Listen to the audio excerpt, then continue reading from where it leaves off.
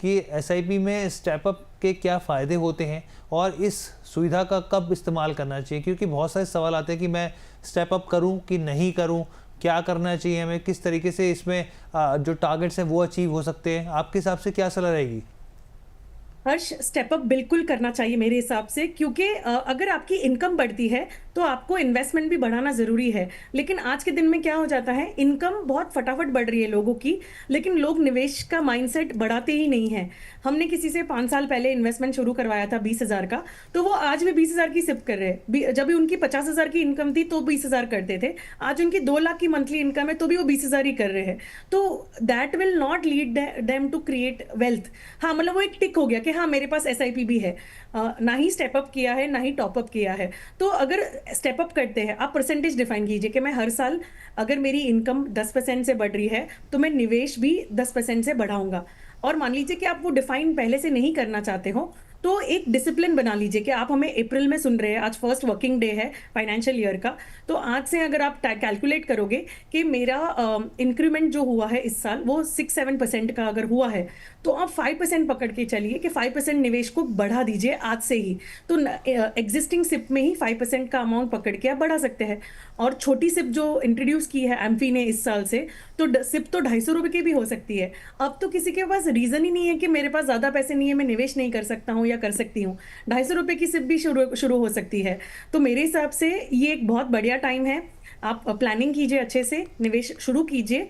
और step up को consider करना बहुत ज़रूरी है, क्योंकि जब भी आप नॉर्मल सिप से कंटिन्यू कर रहे हैं पैसा, तो वो ज़्यादा अक्यूमुलेट नहीं होगा। जैसे ही आपने एक 5% का या 3% का भी स्टेप अप लगा दिया, जो मैजिक होगा कंपाउंडिंग का, वो एक नेक्स्ट लेवल पे लेके जाएगा। ठीक है, आपने पूरी चीज़ें हमें समझाई। और देखिए जो भी व्यूअर्स हैं, रामू यादव जी को हम नमस्कार कर रहे हैं, और इसके अलावा फैंटेस्टिक ऑल दिल्ली की आईडी के नाम से जो उन्होंने हमें सवाल भेजा है। सर आपका सवाल हमें मिला नहीं है, हम लोग एक बार नंबर फ्लैश कर देते हैं, आप नंबर देख लीजिए ताकि आपको पता चल जाए इस पर सवाल भेजें, या फिर लाइव स्ट्रीमिंग के दौरान भी आप हमें सवाल भेज सकते हैं, हमारे साथ जुड़ सकते हैं, क्योंकि आप लिख भी रहे हैं हर सर मेरे सवाल ले लीजिए। तो देखिए 9354027995 इस नंबर पे आप अपना सवाल भेज सकते हैं हमें। और जो हमारी पूरी कोशिश रहती है, जो भी यहाँ पे सवाल भेजे जाते हैं हमें, हम लोग अपने शो के दौरान लेते हैं, और जो दिग्गज एक्सपर्ट्स होते हैं उनके ज़रिए आपको यहाँ पर आंसर मिलता है। तो ठीक है ma'am, thank you so much, आप हमारे साथ अच्छा, जुड़े। एक जवाब और देना चाहूंगी जी आपको स्टेप का। मैं कैलकुलेट कर रही थी, सिंस आप वो नंबर बता रहे थे। ये हमारे सारे व्यूअर्स के लिए है, स्टेप अप का मैजिक समझने के लिए। जी अगर मान लीजिए कि कोई 20,000 का मंथली सिप कर रहा है 15 साल के लिए, ठीक है, तो 20,000 की सिप 15 साल के लिए विथ 10% स्टेप अप, ठीक है, और अज्यूमिंग के 12% रिटर्न आएगा। आपको पता है ये कितना पैसा बन जाएगा? ये बनेगा तकरीबन 1.65 करोड़ इन 15 ईयर्स। कैसे? क्योंकि आपने स्टेप अप लगाया है 10% का। अगर मान लीजिए आपने इसमें स्टेप अप नहीं लगाया तो आपका सिर्फ बनेगा 95 लैक्स। तो 95 लैक्स में और 1.65 करोड़ में बहुत लंबा गैप है। तो सिर्फ एक 10% स्टेप अप को लगा के आज 20,000 कर रहे हो, अगले साल 10% बढ़ाना है, मतलब 22,000 करना, 20 का 22 करना है, उसके आगे के साल में आपको बढ़ानी है। तो स्टेप अप का जो मैजिक है ना हर्ष, ये वेल्थ क्रिएशन का बहुत ही एक हिडन जेम है, जो हम कहते हैं ना। लोग ज्यादा इसके बारे में बात नहीं कर रहे हैं, बट हम कोशिश करेंगे हमारे शो के जरिए कि हम ज्यादा ज्ञान दे सके, जिससे कि लोग अपने निवेश जर्नी को ज्यादा फ्रूटफुल और ज्यादा पैसे बना सके।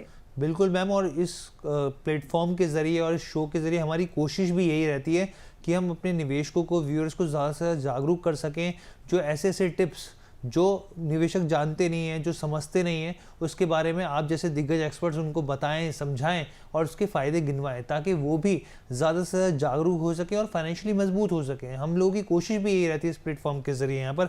अच्छा मैम, इसी से जुड़ा एक सवाल, आप मुझे ये बताइए कि कब कराना चाहिए शुरुआत, आखिर कब टॉपअप की करनी चाहिए यहाँ पर, आप ये बताइए।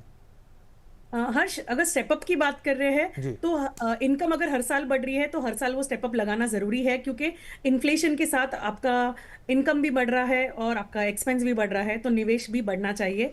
तो मेरे हिसाब से एवरी ईयर जब भी आपका इंक्रीमेंट होता है, आपको ये शुरुआत करनी चाहिए। लमसम, अभी ये मार्च का महीना जस्ट क्रॉस किया है हमने, अगर सबके बोनसेस अगर आ रहे हैं तो उसके 2 हिस्से 3 हिस्से बनाइए। एक हिस्सा है कि आप आपके हाउसिंग लोन में या पर्सनल लोन अगर रहेगी तो वो पे ऑफ कर दीजिए, तो जो ईएमआई बचेगी उससे आप उसका निवेश कीजिए। तो आपने ईएमआई खत्म करके सिप चालू कर दी, या बचा थोड़ा कम करके सिप चालू कर दी। दूसरी बात, आपको जो अपना वेकेशन पे जाना है या कोई गैजेट खरीदना है तो वो कर लीजिए। और तीसरी बात, अगर आपने इमरजेंसी फंड या कोई इंश्योरेंसेस आपका पेंडिंग है, अगर वो नहीं लिया है अब तक, तो वो कर देना चाहिए। अगर ये लमसम पैसा है आपके पास तो इसका फायदा बिल्कुल उठाइएगा। ठीक है मैम, आपने बहुत अच्छे से सारी जानकारी दी और हम लोग उम्मीद करते हैं कि हमारे व्यूअर्स के मन में जो भी दुविधाएं शंकाएं होंगी वो दूर हो गई होंगी। Thank you so much Nisha ma'am, आप हर बार की तरह जुड़ते हैं और बहुत ही कीमती जानकारी हमारे व्यूअर्स के साथ साझा करते हैं। बहुत बहुत धन्यवाद।